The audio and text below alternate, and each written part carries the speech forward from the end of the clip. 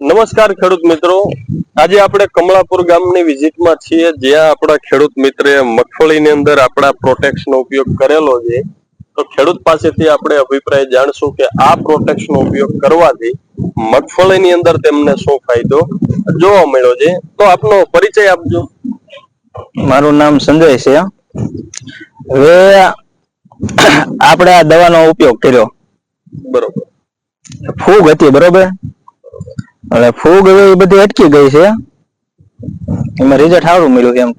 બરોબર. તો સંજયભાઈ ના કહ્યા પ્રમાણે સફેદ ફૂગ જે હતી એમાં રિઝલ્ટ સારું મળ્યું. અને સંજયભાઈ, સફેદ ફૂગ સિવાય અન્ય તમને આ છોડની અંદર બીજો શું તફાવત જોવા મળે છે? પાંદમાં હતું પણ એ તો ગેરુ ટીકા, પણ એમાં રિઝલ્ટ સારું મળી ગયું છે. એ બધું અટકી ગયું છે. નવા પાન જે નીકળ્યા ને એ બધા સારા નીકળ્યા છે. બરોબર. અને આનો આપણે છંટકાવ કર્યો અને કેટલા દિવસ થયા છે?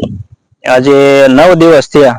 9 દિવસ. તો સંજયભાઈ ના કહ્યા પ્રમાણે કે આ છોડની અંદર, મગફળીની અંદર ગેરુ ટીકા જે આપણને હતો ભરપૂર પ્રમાણમાં જોવા મળતો, પરંતુ ઉપર જે નવી ફૂટ થઈ છે ત્યાં ક્યાંય પણ આપણને આ ગેરુ ટીકાના ડાઘ જોવા મળતા નથી નવા પાનમાં અથવા તો જે ફૂટ હતી એમાં.